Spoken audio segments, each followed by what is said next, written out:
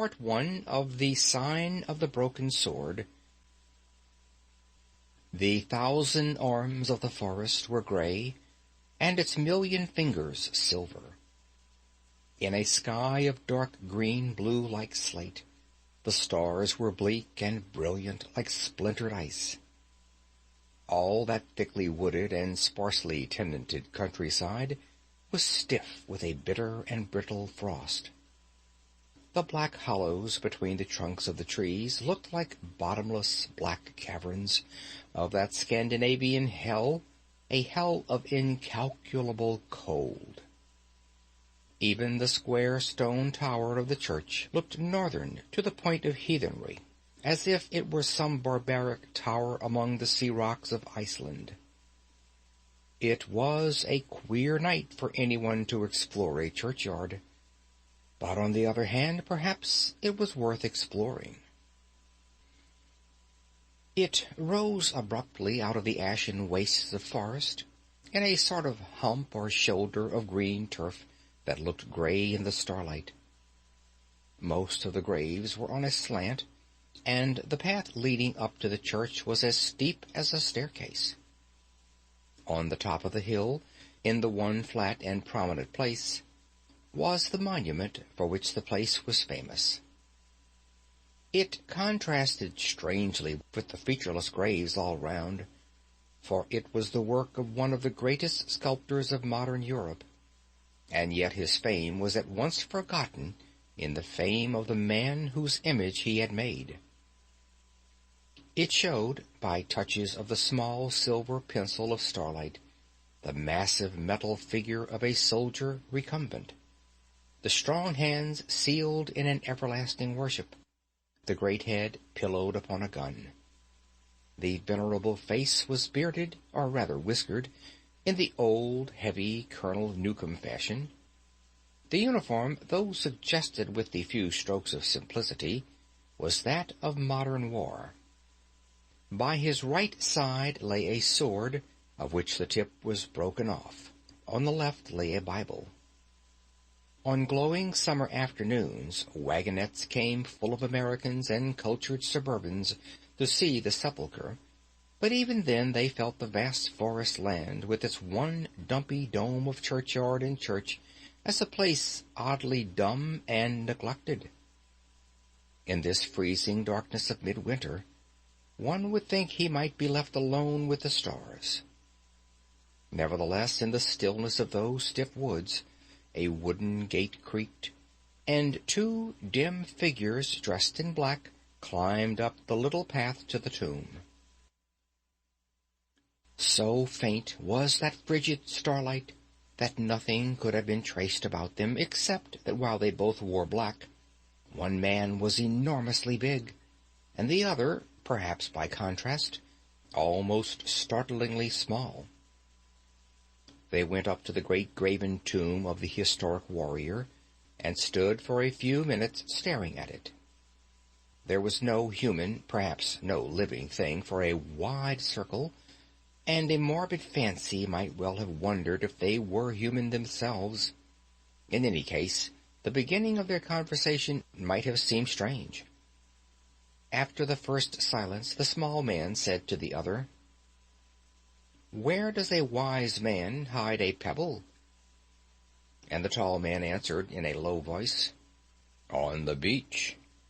The small man nodded, and after a short silence said, "Where does a wise man hide a leaf?" And the other answered, "In the forest." There was another stillness, and then the tall man resumed, "Do you mean that when a wise man has to hide a real diamond, he has been known to hide it among sham ones?" "No, no," said the little man with a laugh. "We will let bygones be bygones." He stamped his cold feet for a second or two, and then said, "I'm not thinking of that at all, but of something else, something rather peculiar. Just strike a match, will you?" The big man fumbled in his pocket, and soon a scratch and a flare painted gold the whole flat side of the monument. On it was cut, in black letters, the well-known words which so many Americans had reverently read. Sacred to the memory of General Sir Arthur St. Clair, hero and martyr, who always vanquished his enemies and always spared them, and was tremendously slain by them at last. May God, in whom he trusted, both reward and revenge him. The match burnt the big man's fingers, blackened, and dropped. He was about to strike another, but his small companion stopped him. "That's all right, Flambeau, old man. I saw what I wanted, or rather I didn't see what I didn't want. And now we must walk 1.5 miles along the road to the next inn, and I will try to tell you all about it. For heaven knows a man should have a fire and ale when he dares tell such a story." They descended the precipitous path. They relatched the rusty gate and set off at a stamping, ringing walk down the frozen forest road. They had gone a full 1/4 mile before the smaller man spoke again. He said, "Yes, the wise man hides a pebble on the beach, but what does he do if there is no beach? Do you know anything of that great St. Clair trouble?" "I know nothing about English generals, Father Brown," answered the large man, laughing, "though a little about English policemen. I only know that you have dragged me a precious long dance to all the shrines of this fellow, whoever he is. One would think he got buried in 6 different places. I've seen a memorial to General St. Clair in Westminster Abbey. I've seen a ramping equestrian statue of General St. Clair on the Embankment. I've seen a medallion of St. Clair in the street he was born in, and another in the street he lived in, and now you drag me after dark to his coffin in the village churchyard. I am beginning to be a bit tired of his magnificent personality, especially as I don't in the least know who he was. What are you hunting for in all these crypts and effigies?" "I am only looking for one word," said Father Brown, "a word that isn't there." "Well," asked Flambeau, "are you going to tell me anything about it?" "I must divide it into 2 parts," remarked the priest. "First, there is what everybody knows, and then there is what I know. Now, what everybody knows is short and plain enough. It is also entirely wrong." "Right you are," said the big man, called Flambeau, cheerfully. "Let's begin at the wrong end. Let's begin with what everybody knows, which isn't true. If not wholly untrue, it is at least very inadequate," continued Brown. "For in point of fact, all that the public knows amounts precisely to this. The public knows that Arthur St. Clair was a great and successful English general. It knows that after splendid yet careful campaigns, both in India and Africa, he was in command against Brazil when the great Brazilian patriot Olivier issued his ultimatum. It knows that on that occasion St. Clair, with a very small force, attacked Olivier with a very large one, and was captured after heroic resistance. And it knows that after his capture, and to the abhorrence of the civilized world, St. Clair was hanged on the nearest tree. He was found swinging there after the Brazilians had retired, with his broken sword hung round his neck." "And that popular story is untrue?" suggested Flambeau.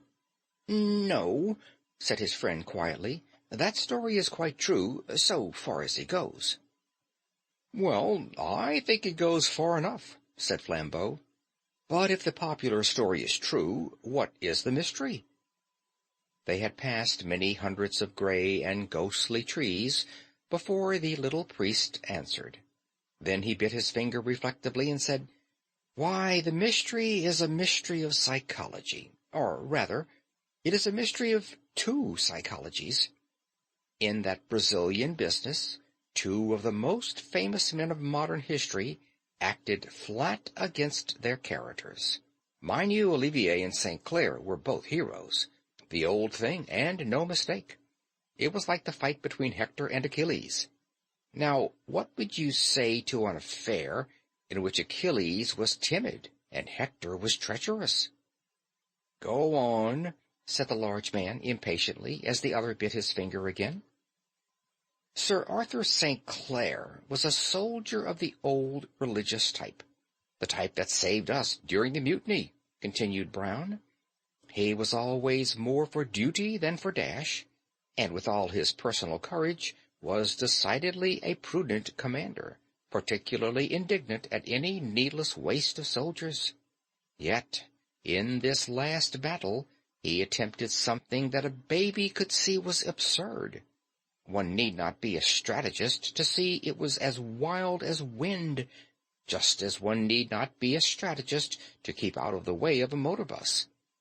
Well, that is the first mystery. What had become of the English general's head?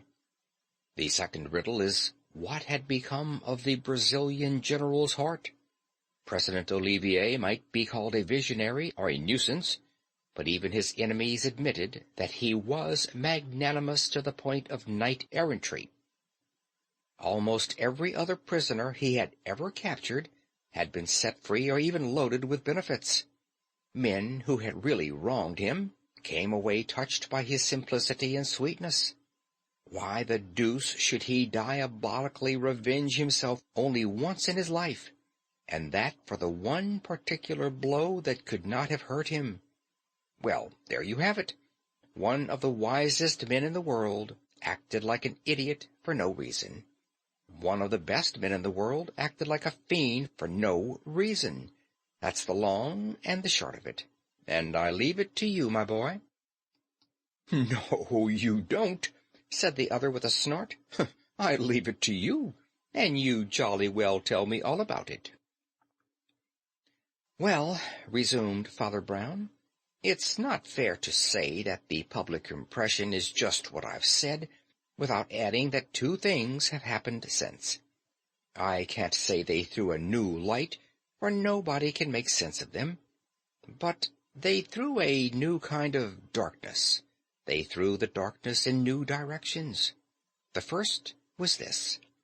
The family physician of the St. Clairs quarreled with that family and began publishing a violent series of articles in which he said that the late general was a religious maniac, but as far as the tale went, this seemed to mean little more than a religious man. Anyhow, the story fizzled out. Everyone knew, of course, that St. Clair had some of the eccentricities of Puritan piety. The second incident was much more arresting. In the luckless and unsupported regiment that made that rash attempt at the Black River, there was a certain Captain Keith, who was at that time engaged to St. Clair's daughter, and who afterwards married her. He was one of those who were captured by Olivier, and, like all the rest, except the general, appears to have been bounteously treated and promptly set free. Some 20 years afterwards, this man, then Lieutenant Colonel Keith, published a sort of autobiography called A British Officer in Burma and Brazil. In the place where the reader looks eagerly for some account of the mystery of St. Clair's disaster may be found the following words. Quote, "Everywhere else in this book I have narrated things exactly as they occurred, holding as I do to the old-fashioned opinion that the glory of England is old enough to take care of itself. The exception I shall make is in this matter of the defeat by the Black River, and my reasons, though private, are honorable and compelling. I will, however, add this in justice to the memories of two distinguished men. General St. Clair has been accused of incapacity on this occasion. I can at least testify that this action, properly understood, was one of the most brilliant and sagacious of his life. President Olivier, by similar report, is charged with savage injustice. I think it due to the honor of an enemy to say that he acted on this occasion with even more than his characteristic good feeling. To put the matter popularly, I can assure my countrymen that St. Clair was by no means such a fool, nor Olivier such a brute, as he looked. "This is all I have to say, nor shall any earthly consideration induce me to add a word to it." Close quote. A large frozen moon, like a lustrous snowball, began to show through the tangle of twigs in front of them, and by its light the narrator had been able to refresh his memory of Captain Keith's text from a scrap of printed paper. As he folded it up and put it back in his pocket, Flambeau threw up his hand with a French gesture. "Wait a bit," he cried excitedly. "I believe I can guess it at the first go." He strode on, breathing hard, his black head and bull neck forward, like a man winning a walking race. The little priest, amused and interested, had some trouble in trotting beside him. Just before them the trees fell back a little to left and right, and the road swept downwards across a clear moonlit valley, till it dived again like a rabbit into the wall of another wood.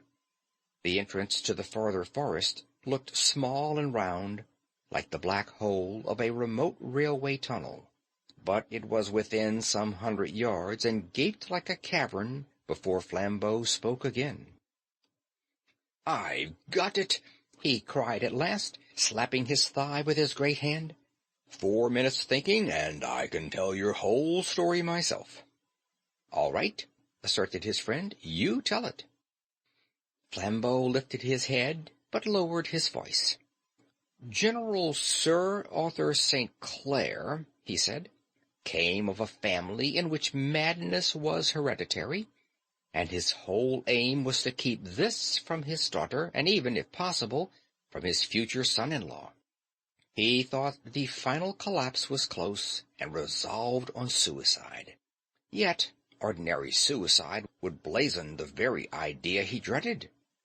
As the campaign approached, the clouds came thicker on his brain, and at last, in a mad moment, he sacrificed his public duty to his private. He rushed rashly into battle, hoping to fall by the first shot. When he found that he had only attained capture and discredit, the sealed bomb in his brain burst, and he broke his own sword and hanged himself. He stared firmly at the grey facade of forest in front of him, with the one black gap in it, like the mouth of the grave, into which their path plunged. Perhaps something menacing in the road thus suddenly swallowed reinforced his vivid vision of the tragedy, for he shuddered. "Oh, a horrid story," he said. "A horrid story," repeated the priest with bent head, "but not the real story." Then he threw back his head with a sort of despair and cried, "Oh, I wish it had been." The tall Flambeau faced round and stared at him. "Yours is a clean story," cried Father Brown, deeply moved. "A sweet, pure, honest story, as open and white as that moon. Madness and despair are innocent enough. There are worse things, Flambeau."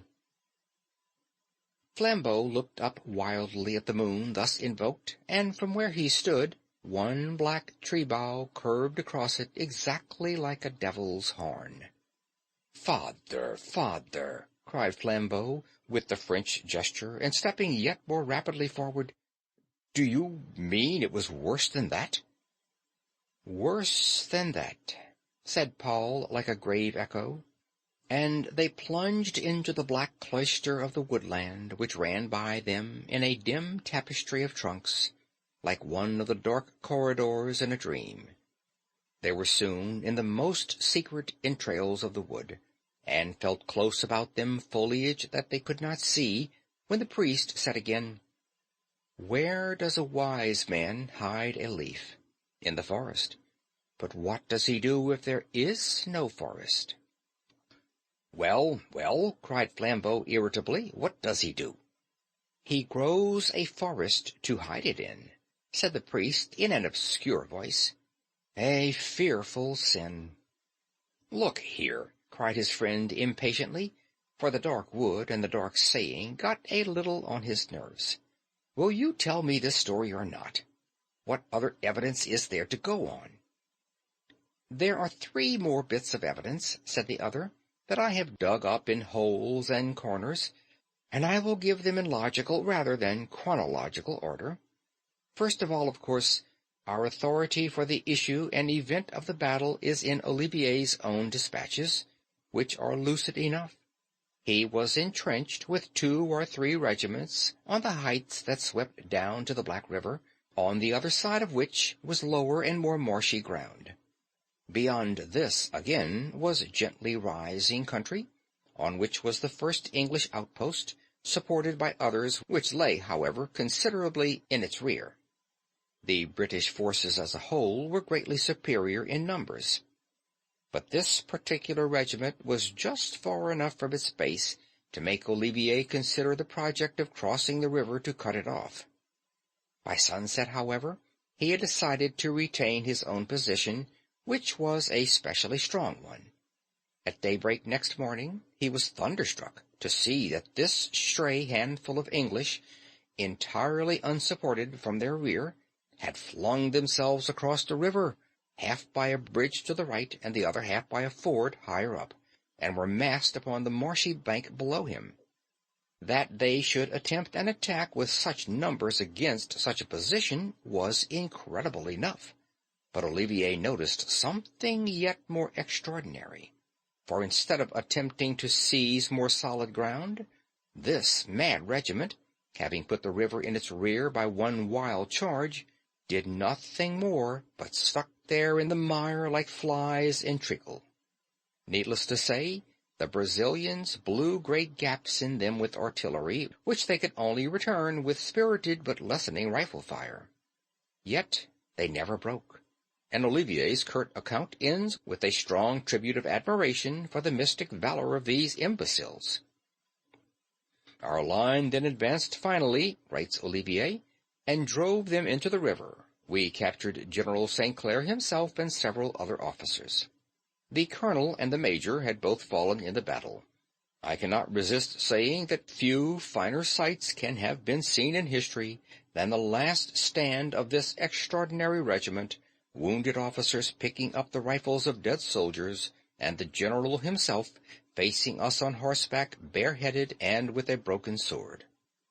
On what happened to the general afterwards, Olivier is as silent as Captain Keith. "Well," grunted Flambeau, "get on to the next bit of evidence." End of Part 1.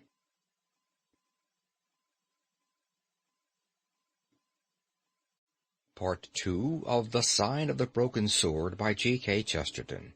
Part 2. "The next evidence," said Father Brown, "took some time to find, but it will not take long to tell. I found at last, in an almshouse down in the Lincolnshire fens, an old soldier who not only was wounded at the Black River, but had actually knelt beside the colonel of the regiment when he died. This latter was a certain Colonel Clancy, a big bull of an Irishman, and it would seem that he died almost as much of rage as of bullets. He, at any rate, was not responsible for that ridiculous raid. It must have been imposed on him by the general. His last edifying words, according to my informant, were these: 'And there goes the damned old donkey with the end of his sword knocked off. I wish it was his head.' You will remark that everyone seems to have noticed this detail about the broken sword-blade, though most people regard it somewhat more reverently than did the late Colonel Clancy. And now for the third fragment." Their path through the woodland began to go upward, and the speaker paused a little for breath before he went on. Then he continued in the same business-like tone. "Only a month or 2 ago a certain Brazilian official died in England, having quarreled with Olivier and left his country. He was a well-known figure both here and on the continent, a Spaniard named Espado. I knew him myself, a yellow-faced old dandy with a hooked nose. For various private reasons I had permission to see the documents he had left. He was a Catholic, of course, and I had been with him towards the end. There was nothing of his that lit up any corner of the Black St. Clair business, except 5 or 6 common exercise books filled with the diary of some English soldier. I can only suppose that it was found by the Brazilians on one of those that fell. Anyhow, it stopped abruptly the night before the battle. But the account of that last day in the poor fellow's life was certainly worth reading. I have it on me, but it's too dark to read it here, and I will give you a resume. The first part of that entry is full of jokes, evidently flung about among the men, about somebody called the Vulture. It does not seem as if this person, whoever he was one of themselves, nor even an Englishman. Neither is he exactly spoken of as one of the enemy. It sounds rather as if he were some local go-between and non-combatant, perhaps a guide or a journalist. He has been closeted with old Colonel Clancy, but is more often seen talking to the Major. Indeed, the Major is somewhat prominent in this soldier's narrative. A lean, dark-haired man, apparently of the name of Murray, a North Ireland man, and a Puritan. There are continual jests about the contrast between the Ulsterman's austerity and the conviviality of Colonel Clancy. There is also some joke about the Vulture wearing bright-colored clothes. But all these levities are scattered by what may well be called the note of a bugle. Behind the English camp, and almost parallel to the river, ran one of the few great roads of that district. Westward the road curved round toward the river, which it crossed by the bridge before mentioned. To the east the road swept backwards into the wilds, and some 2 miles along it was the next English outpost. From this direction there came along the road that evening a glitter and clatter of light cavalry, in which even the simple diarist could recognize with astonishment the general and his staff. He rode the great white horse which you may have seen so often in illustrated papers and Academy pictures, and you may be sure that the salute they gave him was not merely ceremonial. He, at least, wasted no time in ceremony, but springing from the saddle immediately, mixed with the group of officers, and fell into emphatic, though confidential, speech. What struck our friend the diarist most was his special disposition to discuss matters with Major Murray, but indeed such a selection, so long as it was not marked, was in no way unnatural. The 2 men were made for sympathy. They were men who read their Bibles. They were both the old evangelical type of officer. However this may be, it is certain that when the general mounted again, he was still talking earnestly to Murray, and that as he walked his horse slowly down the road toward the river, the tall Ulsterman still walked by his bridle rein in earnest debate. The soldiers watched the two until they vanished behind a clump of trees, where the road turned towards the river. The colonel had gone back to his tent, and the men to their pickets. The man with the diary lingered for another 4 minutes and saw a marvelous sight.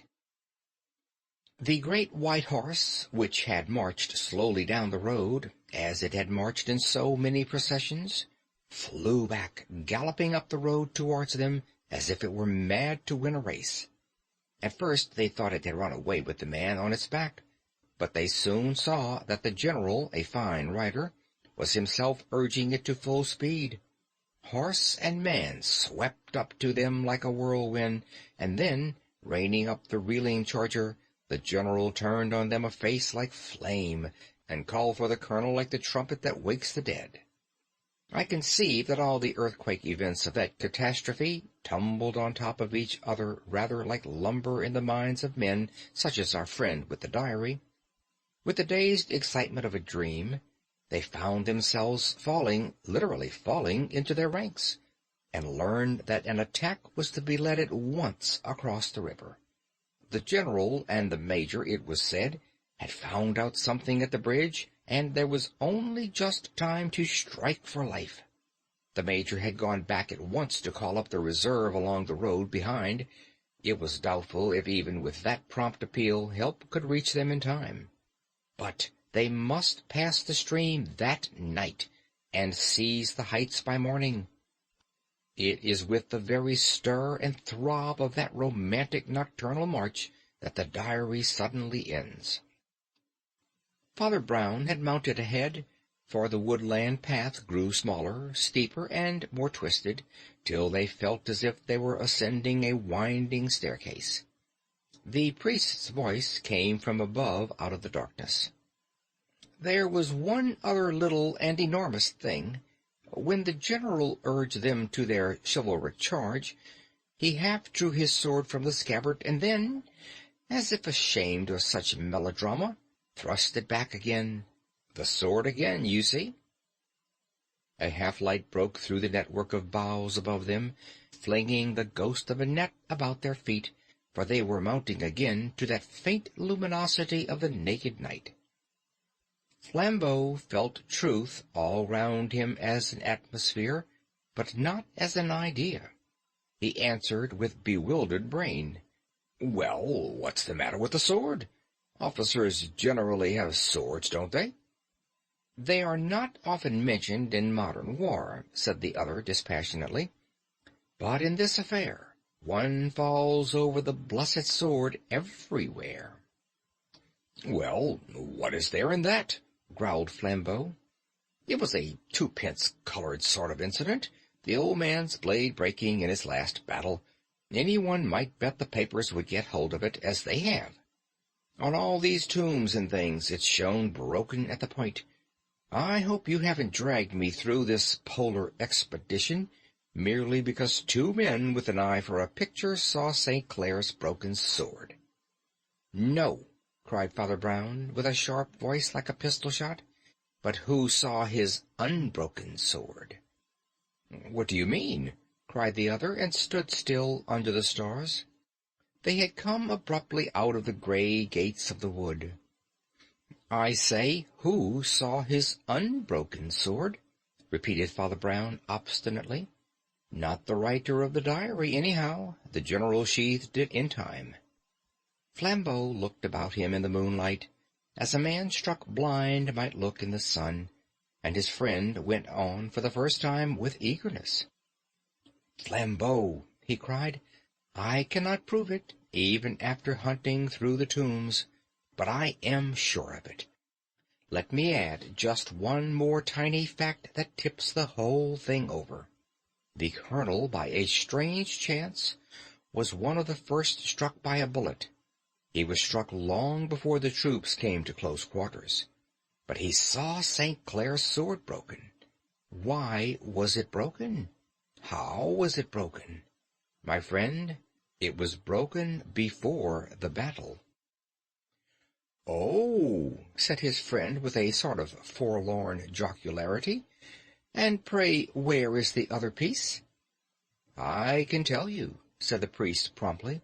"In the northeast corner of the cemetery of the Protestant cathedral at Belfast." "Indeed?" inquired the other. "Have you looked for it?" "I couldn't," replied Brown with frank regret. "There's a great marble monument on top of it, a monument to the heroic Major Murray, who fell fighting gloriously at the famous Battle of the Black River." Flambeau seemed suddenly galvanized into existence. "You mean," he cried hoarsely, "that General St. Clair hated Murray, and murdered him on the field of battle because—" "You are still full of good and pure thoughts," said the other. "It was worse than that." "Well," said the large man, "my stock of evil imagination is used up." The priest seemed really doubtful where to begin, and at last he said again, "Where would a wise man hide a leaf? In the forest." The other did not answer. If there were no forest, he would make a forest, and if he wished to hide a dead leaf, he would make a dead forest. There was still no reply, and the priest added still more mildly and quietly, "And if a man had to hide a dead body, he would make a field of dead bodies to hide it in." Flambeau began to stamp forward with an intolerance of delay in time or space, but Father Brown went on as if he were continuing the last sentence. Sir Arthur St. Clair, as I have already said, was a man who read his Bible. That was what was the matter with him. When will people understand that it is useless for a man to read his Bible unless he also reads everybody else's Bible? A printer reads a Bible for misprints. A Mormon reads his Bible to find polygamy. A Christian Scientist reads his and finds we have no arms and legs. St. Clair was an old Anglo-Indian Protestant soldier. Now, just think what that might mean, and for heaven's sake, don't cant about it. It might mean a man physically formidable, living under a tropic sun in an Oriental society, and soaking himself without sense or guidance in an Oriental book. Of course he read the Old Testament rather than the New. Of course he found in the Old Testament anything that he wanted. Lust, tyranny, treason. Oh, I dare say he was honest, as you call it. But what is the good of a man being honest in his worship of dishonesty? In each of the hot and secret countries to which the man went, he kept a harem. He tortured witnesses. He amassed shameful gold, but certainly he would have said with steady eyes that he did it to the glory of the Lord. My own theology is sufficiently expressed by asking, which Lord? Anyhow, there is this about such evil, that it opens door after door in hell, and always into smaller and smaller chambers. This is the real case against crime, that a man does not become wilder and wilder, but only meaner and meaner. St. Clair was soon suffocated by the difficulties of bribery and blackmail, and needed more and more cash. And by the time of the Battle of the Black River, he had fallen from world to that place which Dante makes the lowest floor of the universe. "What do you mean?" asked his friend again.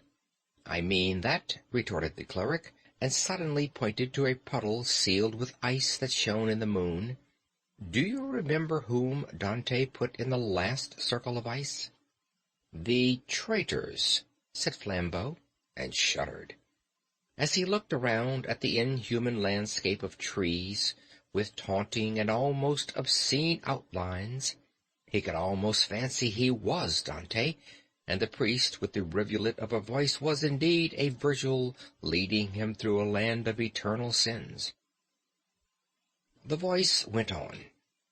Olivier, as you know, was quixotic, and would not permit a secret service and spies.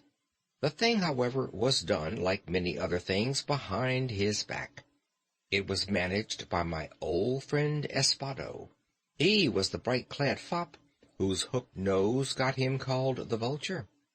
Posing as a sort of philanthropist at the front, he felt his way through the English army, and at last got his fingers on its one corrupt man, please God, and that man at the top.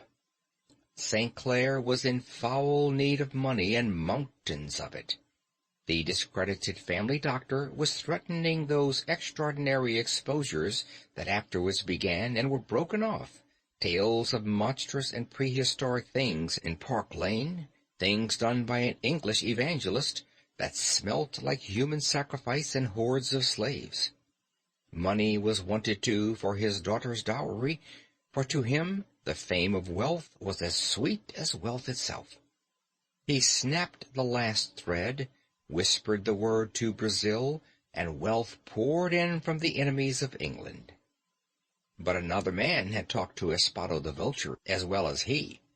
Somehow the dark, grim young major from Ulster had guessed the hideous truth, and when they walked slowly together down that road towards the bridge, Murray was telling the general that he must resign instantly, or be court-martialed and shot. The general temporized with him till they came to the fringe of tropic trees by the bridge, and there, by the singing river and the sunlit palms, for I can see the picture, the general drew his sabre and plunged it through the body of the major. The wintry road curved over a ridge in cutting frost, with cruel black shapes of bush and thicket. But Flambeau fancied that he saw beyond it, faintly, the edge of an aureole that was not starlight and moonlight, but some fire, such as is made by men. He watched it as the tale drew to its close. St. Clair was a hell-hound, but he was a hound of breed. Never, I'll swear, was he so lucid and so strong as when poor Murray lay a cold lump at his feet. Never in all his triumphs, as Captain Keith said truly, was the great man so great as he was in this last world-despised defeat. He looked coolly at his weapon to wipe off the blood. He saw the point he had planted between his victim's shoulders had broken off in the body. He saw, quite calmly, as through a club window-pane, all that must follow. He saw that men must find the unaccountable corpse, must extract the unaccountable sword-point, must notice the unaccountable broken sword, or absence of sword. He had killed, but not silenced. But his imperious intellect rose against the facer. There was one way yet. He could make the corpse less unaccountable. He could create a hill of corpses to cover this one. In 20 minutes, 800 English soldiers were marching down to their death. The warmer glow behind the black winter wood grew richer and brighter, and Flambeau strode on to reach it. Father Brown also quickened his stride, but he seemed merely absorbed in his tale. Such was the valor of that English thousand, and such the genius of their commander, that if they had at once attacked the hill, even their mad march might have met some luck. But the evil mind that played with them like pawns had other aims and reasons. They must remain in the marshes by the bridge at least till British corpses could be a common sight there. Then, for the last grand scene, the silver-haired soldier saint would give up his shattered sword to save further slaughter. Oh, it was well organized for an impromptu, but I cannot prove, I think that it was while they stuck there in the bloody mire that someone doubted and someone guessed. He was mute a moment, and then said, "There is a voice from nowhere that tells me the man who guessed was the lover, the man to wed the old man's child." "But what about Olivier and the hanging?" asked Flambeau. Olivier, partly from chivalry, partly from policy, seldom encumbered his march with captives, explained the narrator. He released everybody in most cases. He released everybody in this case. "Everybody but the general," said the tall man. "Everybody," said the priest. Flambeau knit his black brows. "I don't grasp it all yet," he said. "There is another picture, Flambeau," said Brown in his more mystical undertone. "I can't prove it, but I can do more. I can see it. There is a camp breaking up on the bare, torrid hills at morning, and Brazilian uniforms massed in blocks and columns to march. There is the red shirt and long black beard of Olivier, which blows as he stands, his broad-brimmed hat in his hand. He is saying farewell to the great enemy he is setting free, the simple, snow-headed English veteran, who thanks him in the name of his men. The English remnant stand behind at attention. Besides them are stores and vehicles for the retreat. The drums roll. The Brazilians are moving. The English are like statues. So they abide till the last hum and flash of the enemy have faded from the tropic horizon. Then they alter their postures all at once, like dead men coming to life. They turn their 50 faces upon the general, faces not to be forgotten." Flambeau gave a great jump. "Ah!" he cried. "You don't mean—" "Yes," said Father Brown in a deep, moving voice. It was an English hand that put the rope round St. Clair's neck. I believe the hand that put the ring on his daughter's finger. They were English hands that dragged him up to the tree of shame, the hands of men that had adored him and followed him to victory. And there were English souls, God pardon and endure us all, who stared at him swinging in that foreign sun on the green gallows of palm, and prayed in their hatred that he might drop off it into hell. As the two topped the ridge, there burst on them the strong scarlet light of a red-curtained English inn. It stood sideways in the road, as if standing aside in the amplitude of hospitality. Its 3 doors stood open with invitation, and even where they stood they could hear the hum and laughter of humanity happy for a night. "I need not tell you more," said Father Brown. "They tried him in the wilderness and destroyed him, and then, for the honor of England and of his daughter, they took an oath to seal up forever the story of the traitor's purse and the assassin's sword-blade. Perhaps, heaven help them, they tried to forget it. Let us try to forget it anyhow. Here is our inn." "With all my heart," said Flambeau, and was just striding into the bright, noisy bar when he stepped back and almost fell on the road. "Look there, in the devil's name!" he cried, and pointed rigidly at the square wooden sign that overhung the road. It showed dimly the crude shape of a saber hilt and a shortened blade, and was inscribed in false archaic lettering, "The Sign of the Broken Sword." "Were you not prepared?" asked Father Brown gently. "He is the god of this country. Half the inns and parks and streets are named after him and his story." "I thought we had done with the leper," cried Flambeau, and spat on the road. "You will never have done with him in England," said the priest, looking down, "while brass is strong and stone abides. His marble statues will erect the souls of proud, innocent boys for centuries. His village tomb will smell of loyalty as of lilies. Millions who never knew him shall love him like a father, the man whom the last few that knew him dealt with like dung. He shall be a saint, and the truth shall never be told of him, because I have made up my mind at last.